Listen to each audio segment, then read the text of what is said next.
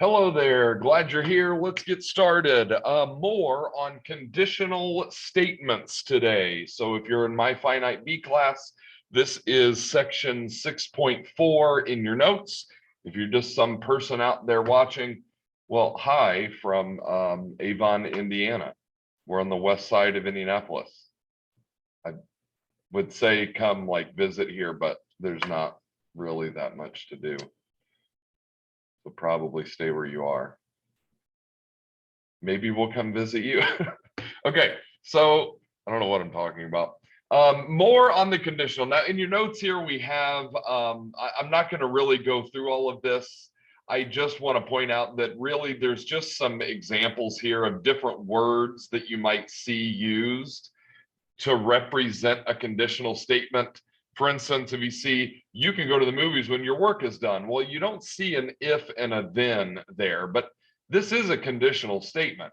I mean, a conditional statement is one where we say, if this condition is met, then this event will occur, right? It's saying that you know that a conclusion can be made as long as some other thing has occurred. So in this case, we could rewrite this in if then by saying, if your work is done, then you can go to the movies. So your work being done is the condition that has to be met. And once that condition is met, once your work is done, then the conclusion that can be made is that you can go to the movies. Smiling is sufficient for not frowning. I don't really know what the meaning of that sentence is, to be honest with you. So I'm just going to skip that one. Being neither ecstatic nor depressed is necessary for feeling content. So in other words, if you want to feel content, then you need to be neither ecstatic nor depressed. Again, kind of a weird sentence there. I might have chosen a different one.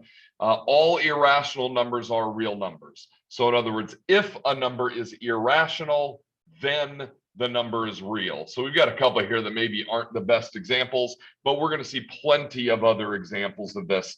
The point is that not every conditional statement is written in if-then form, but it's still a conditional and it still can be written in if-then form. Okay, so next we're going to learn about three variations on a conditional statement. So here we have a conditional statement that is in if-then form. If today is Friday, then tomorrow is Saturday. And let's just go ahead and label that today is Friday is statement P, tomorrow is Saturday is statement Q.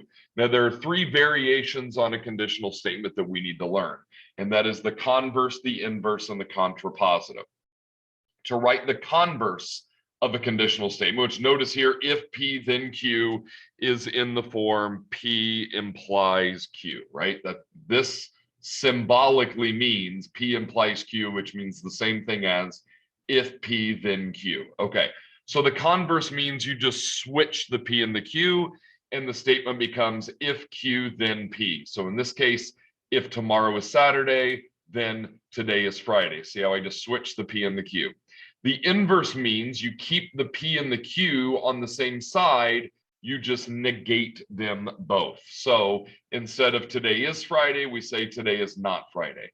Instead of tomorrow is Saturday, we say tomorrow is not Saturday. And so if today is not Friday, then tomorrow is not Saturday, would be the inverse.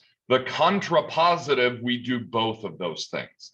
So contrapositive means to do the converse and the inverse. You switch the P and the Q and you negate them. So we'll take tomorrow is Saturday, we'll put that first and we'll make it not. We'll take today is Friday, we'll put that second and we'll make it not. And we have the contrapositive.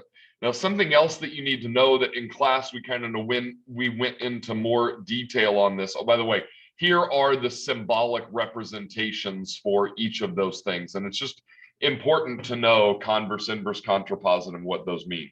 I do want you to know that the converse and the inverse are logically equivalent, and that the original conditional and the contrapositive are logically equivalent. Now, what I mean by logically equivalent is whenever the original conditional is true, the contrapositive is true. Whenever the original conditional is false, the contrapositive is false. Same with converse and inverse. You'll notice that their truth tables look exactly the same. And so those two statements logically have the same meaning. Okay. If tomorrow is Saturday, then today is Friday, logically means the same thing as if today is not Friday, then tomorrow is not Saturday. Those statements are logically equivalent. Okay.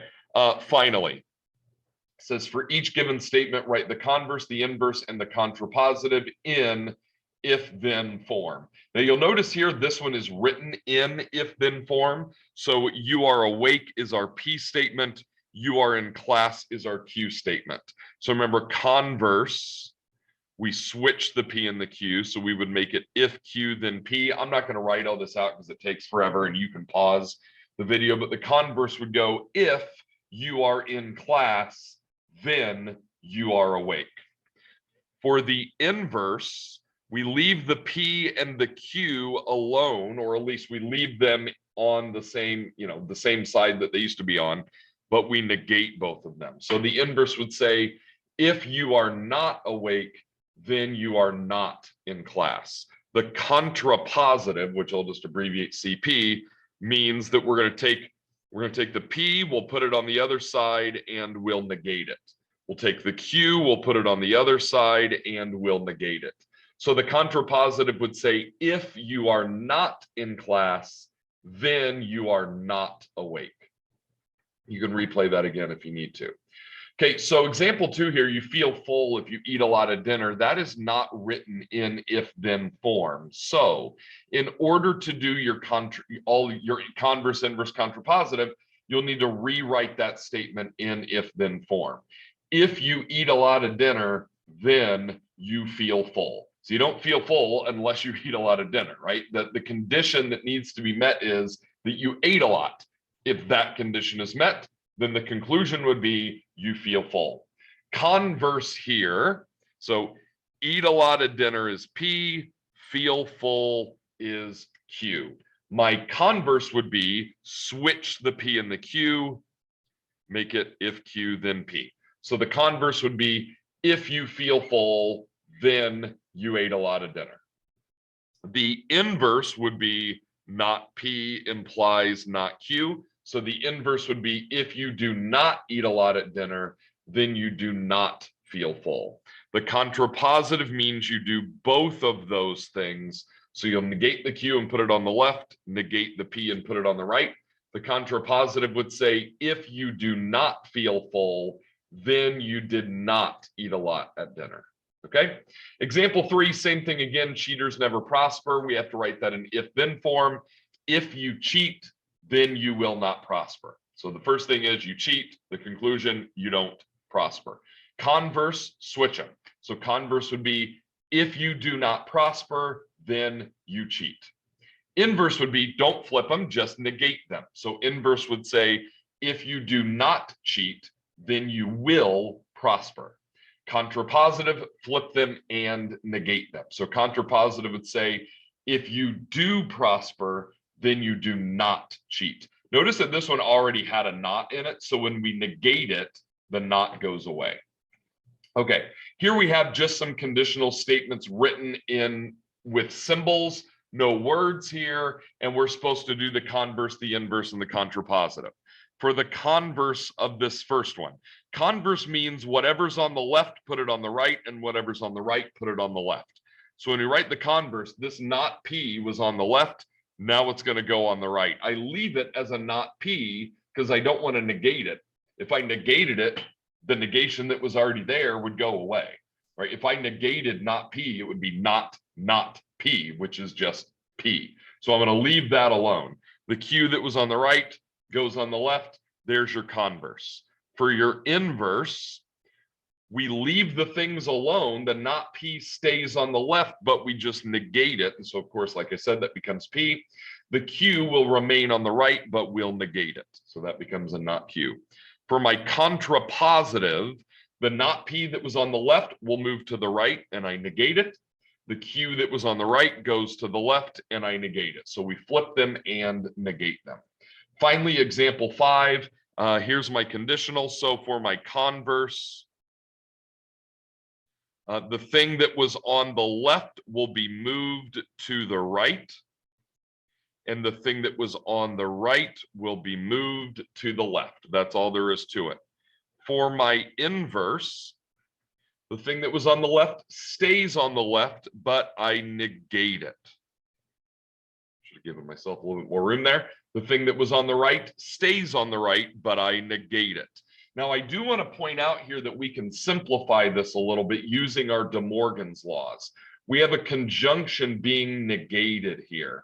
And De Morgan taught us that we can negate that entire conjunction by negating the first part of the conjunction, negating the second part of the conjunction. So if I negate a not Q, just becomes a Q, and then changing the and into an or. And then I'll rewrite the rest of the conditional there. For my contrapositive, the thing that was on the right, sorry, I don't know my left from my right. The thing that was on the left will move to the right and we'll negate it. The thing that was on the right will move to the left and we'll negate it. Now, again, we have some simplifying that we can do here, and this will become not P or Q using our De Morgan's laws. All right, we've got one more page to go, and I've already got some of this filled out here. And the last part of this lesson is to learn about something really important called a biconditional. Now, what is a biconditional? We know what a conditional statement is. Now I want to know what a biconditional statement is. So we know that a statement like if P then Q, that's a conditional statement. We just learned about the converse of that statement would be if Q then P. Now, a biconditional occurs when both of these statements are true. So when the original conditional is true and when the converse is true. So P implies Q works, and also Q implies P works. And the way that we show that is to just use a double-sided arrow. That indicates a biconditional. It means if P then Q and if Q then P. So the original statement and the converse of that statement are both true. Now, in words, when we say a biconditional out loud, we use the words if and only if. If and only if is not used just to show emphasis here. It's not like if and I mean only if. That's not the idea here. If and only if is just the phrase that we use to indicate that we've got a biconditional. And when we indicate that we've got a biconditional, that means we've got a conditional statement that works forward and backwards. So this says tell whether each statement is true or false. Now we're going to have to use our conditional truth values here. So if and only if means biconditional. So that means we should be able to write this statement two different ways. The first one would be if purple is not a color, then summer is hot.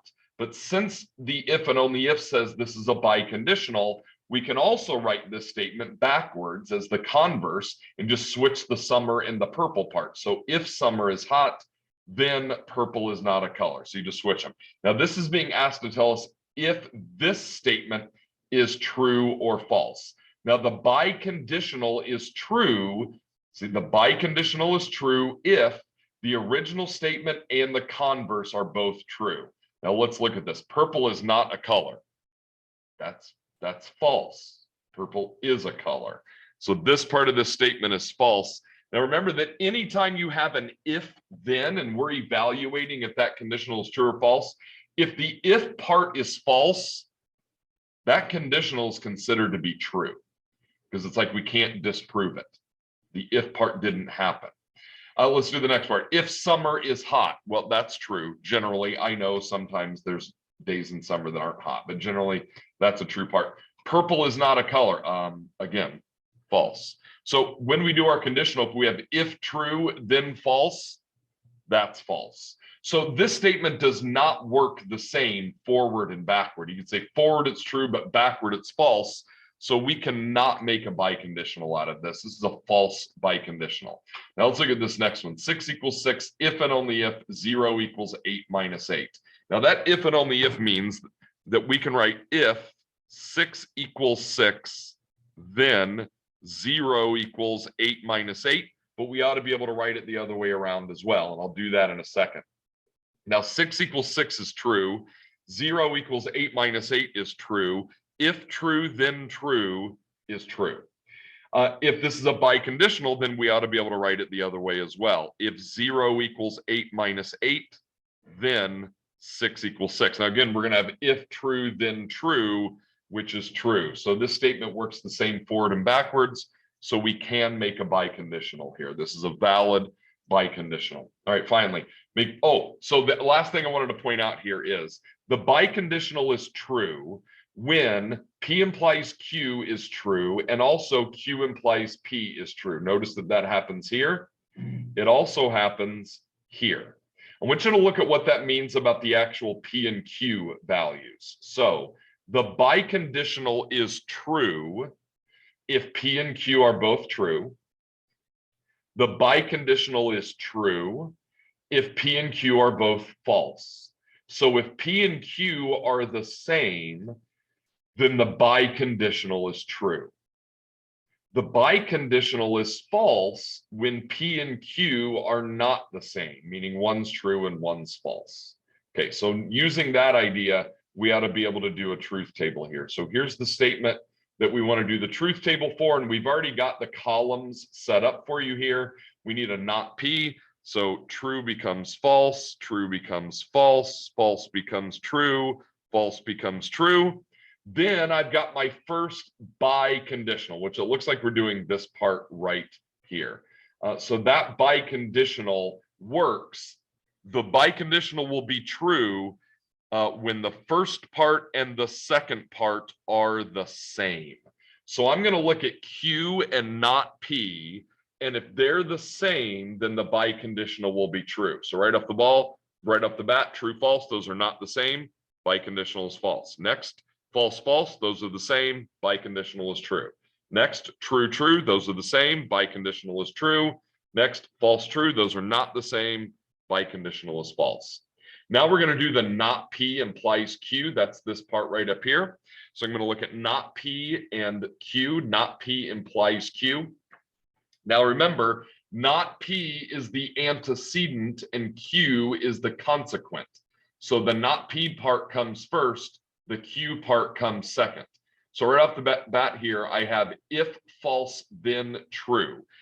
If false always gives me a true conditional. Okay, next I have if false, then false, which gives me another true conditional. I'm using your conditional truth values here. Next I have, okay, not P, then Q. So I have if true, then true, that conditional is true. And then finally I have if true, then false, and that conditional is false. Okay, finally, I'm doing a conditional here where this column is my antecedent and this column is the consequent. So I'm going if this, then this. So here we go. If true, then false. That's a false conditional. If true, then true is a true conditional. If true, then true is true. And if false, then false is true. Okay, so we really got to know those conditional truth values that come right from there. If true, then true, the conditional is true. If true, then false, the conditional is false. If false, then true, or if false, then false. Either way, the conditional is true. All right, that's going to do it for this lesson on more on the conditional. Next time, we'll talk about valid and invalid arguments. See you then.